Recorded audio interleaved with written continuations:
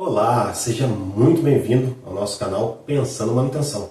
Eu sou Alexandre, mais conhecido no mundo da manutenção como Dida, e hoje a gente vai falar um pouco sobre taxa de falha. Esse é um indicador muito utilizado na manutenção e que às vezes as pessoas confundem e não sabem muito bem como utilizar ou como esse indicador funciona. Eu vou tentar explicar aqui de forma simples, didática, para que você, após ver esse vídeo, saiba exatamente o que é, como funciona e o que você pode fazer com a taxa de falha aí na sua empresa. Fique comigo aqui nesse vídeo para você entender um pouco melhor o que é taxa de falha. Então vamos lá, vamos começar falando sobre taxa.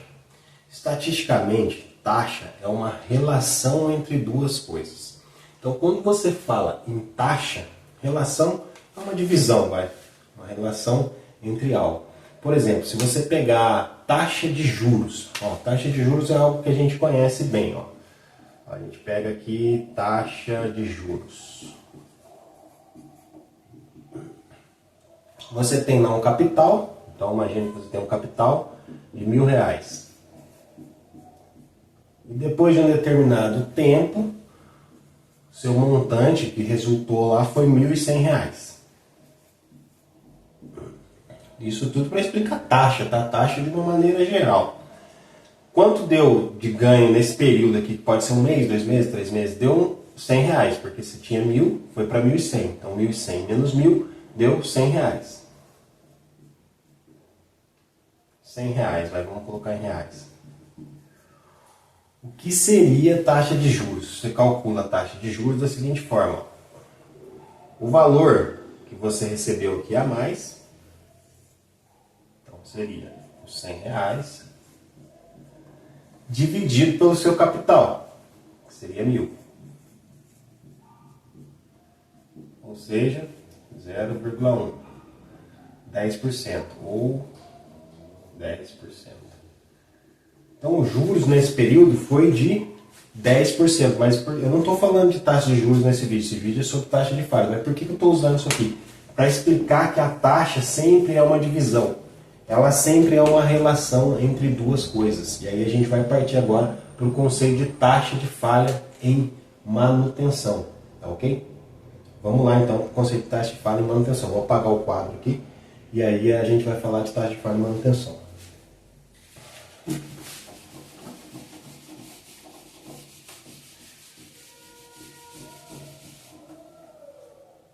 Como eu acabei de falar, a taxa de falha é uma relação entre duas coisas. No caso da manutenção, qual é essa relação?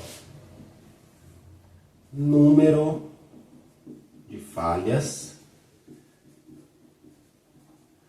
dividido pelo tempo.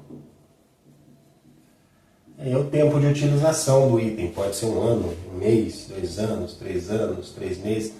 O tempo que você quiser, mas o período de falhas aqui naquele período também, né? Então você pega a falha de 1 ano e o tempo de 1 ano, falha de 1 mês, tempo de 1 mês. Então exemplificando seria assim, eu tenho lá 10 falhas, para ficar bem fácil, tá? Em 10 horas. Minha taxa de falha é 1, porque eu tive 10 falhas em 10 horas. Se eu tiver 20 falhas em 10 horas, minha taxa de falha é 2.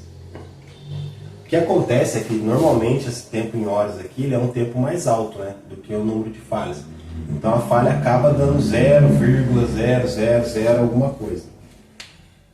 O que a gente fez em manutenção? A gente colocou um indicador de confiabilidade que é o MTBF, ou o MTTF. Tem um vídeo que eu explico um pouco a diferença entre os dois. Você pode ver lá, mas entender que os dois são bem similares. E a gente fez o seguinte. Esse tempo aqui embaixo é tempo, certo? Cada um coloca o tempo que quer. Coloca 10 horas, 20 horas, 50 horas, 100 horas, 1.000 horas para calcular a taxa de falha. O MTBF e o MTTF são tempos também, mas são indicadores de confiabilidade que a gente faz, e aí é o tempo médio entre as falhas, ou até as falhas. Ou seja, é o tempo médio em que aquele item, aquele componente, ele operou sem falhar. Então eu posso utilizar ele, como ele é o tempo médio, eu posso colocar ele aqui embaixo. Ó. No lugar do tempo eu coloco o MTTF ou o MTBF. Só que aí em cima, o que eu vou colocar? Não posso colocar o número de falha, porque o número de falha já está aqui, né? No MTBF. Então a gente coloca o número 1 em cima. Então esse indicador é comumente chamado de lambda, tá? Essa taxa de falha. O que é o lambda? É 1 dividido pelo MTBF.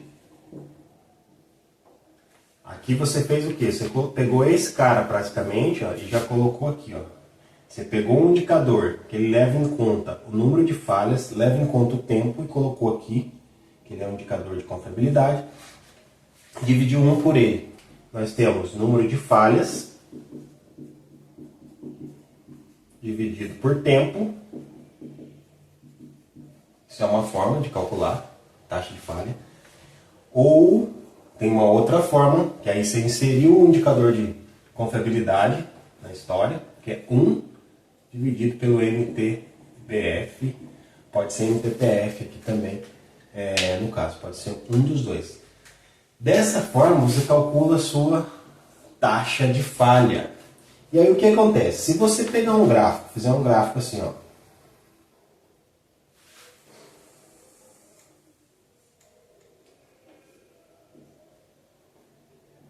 e colocar sua taxa de falha aqui, ó, taxa de falha. E aqui você colocar um tempo. Por exemplo, eu vou dividir aqui em ano, tá? 1 ano, 2 anos, 3 anos, 4 anos, 5 anos, 6 anos. E você pegar para esse período, quanto foi a taxa de falha nesse período, você vai conseguir ver qual o comportamento da taxa de falha. Se você tiver assim, ó, uma taxa de falha no primeiro ano aqui, aí você vem para o segundo ano, tá aqui, você vem para o terceiro ano, tá aqui, vem para o quarto ano, tá aqui, quinto ano, tá aqui, sexto ano, tá aqui. Significa, olha só, que você tem uma taxa de falha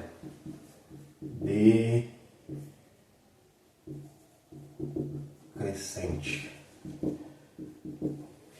Você tem uma taxa de falha decrescente. Ela está decrescendo. O que acontece nesse caso? Normalmente quando a taxa de falha é assim, ó, decrescente, é um típico exemplo de falhas prematuras, de início de vida, de falhas que não tem muito a ver com desgaste, com utilização do material, mas sim com falhas de qualidade normalmente envolvidas no material.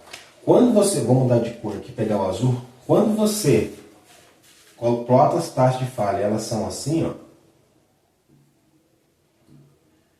bem parecidas assim, ó, você tem uma taxa de falha constante. Constante. Muita gente chama isso de falha de vida útil, que é o tempo de vida útil do equipamento. Mas eu prefiro falar falha constante, tá? Quando a sua taxa de falha está assim, ela é constante. Agora vem um pulo do gato. Quando você faz o cálculo do número de falhas, ou da taxa de falha, né? Dessa forma ou dessa forma, e você joga durante um ano, durante um período de tempo, e você vê que as suas taxas de falha são assim, para esses dois casos, não é recomendado que você faça manutenção preventiva, nem inspeção, nenhum tipo de manutenção proativa. Já quando a taxa de falha é crescente, quando você pega e encontra algo assim, ó,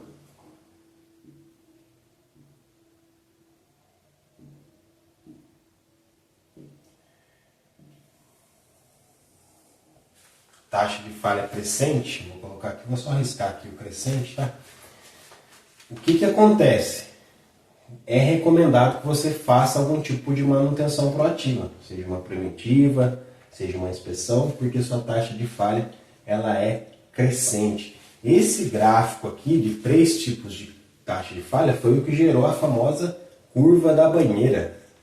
talvez muita gente conheça. Eu vou até gravar um vídeo falando um pouco sobre a curva da banheira, mas ele gerou porque são esses 3 comportamentos de falha que seu equipamento pode ter. Então é assim que funciona a taxa de falha. Se você calcular para o seu equipamento, você pode calcular dessa forma ou dessa outra forma, e você jogando ele aqui num gráfico, no tempo, você vai conseguir ver se ela é crescente, se ela é decrescente, se ela é constante. E se ela for crescente, você deve fazer preventiva. Se ela for decrescente ou constante, você não deve fazer preventiva. Talvez você esteja gastando o seu recurso no lugar errado. Você deve fazer outro tipo de trabalho. Um reprojeto, uma análise de causa e raiz para entender o que está acontecendo, para que você possa resolver o problema. Espero que você tenha entendido o que é taxa de falha, como a taxa de falha funciona e as curvas que existem para as taxas de falha. Uma coisa que eu vou falar aqui, que eu lembrei agora. Existe no RCM, só apagar aqui o meio aqui, o estudo lá. O RCM é um estudo de confiabilidade, foi feito numa aeronave, em 1970, 68 na verdade, por 2 engenheiros, Nolan Hipp. E lá eles descobriram várias curvas para taxa de falha. Então você tem taxa de falha assim, ó. Você tem taxa de falha assim, ó. Para diversos componentes você tem taxa de falha assim, ó. Você tem taxa de falha assim, ó, que é a famosa curva da banheira. Então você tem os componentes se comportando de várias maneiras. Uma coisa que as pessoas fazem também comumente, e que aí eu não recomendo, acredito que não é o caminho correto, é você fazer taxa de falha para o equipamento como um todo. Normalmente você faz taxa de falha para os componentes. Por quê? Quando o equipamento tem muitos componentes, muitas falhas, a tendência é que essa taxa de falha seja constante. A tendência é que aconteça isso aqui, olha só.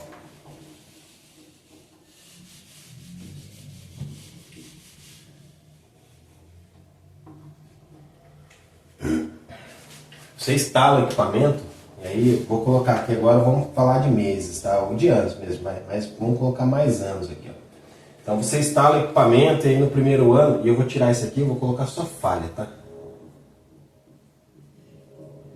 Mas o mesmo raciocínio serve para a taxa de falha. Se aqui tivesse taxa de falha, ia dar na mesma, só não vou fazer porque tem que fazer a conta. Então vamos imaginar que aqui a gente teve 100 falhas. Primeiro ano, 100 falhas. Depois aqui, ó, teve 90. Depois aqui, 70. De repente a gente tem 75, 65, 78, 70, 63, 70 ficou feio, 72, 63 de novo, 75. O que acontece aqui, ó? Você tem isso aqui, ó. Isso aqui é o que acontece com muitos equipamentos quando você vai analisar o equipamento como um todo.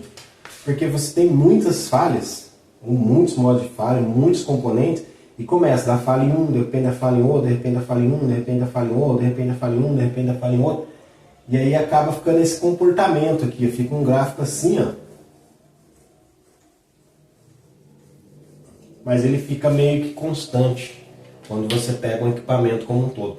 Então quando você vai usar taxa de falha, não se esqueça, pegue por componente, utilize por componente. É assim que foi feito na aviação, é assim que os estudos de RCM fazem, né? É assim que os estudos de RCM fazem, eles pegam por componente. Não adianta você pegar a máquina como um todo e querer dizer qual a taxa de falha. Ninguém fala qual a taxa de falha do meu carro, qual a taxa de falha do meu avião. Isso não existe. Se fala qual a taxa de falha do filtro, lubrificador de óleo, qual a taxa de falha do filtro condensador, qual a taxa de falha do rolamento e tal. Você pega por componente. Espero ter te ajudado, espero que você tenha aprendido um pouco sobre taxa de falha, espero que tenha conseguido demonstrar um pouco do que é a taxa de falha e como funciona a taxa de falha na manutenção.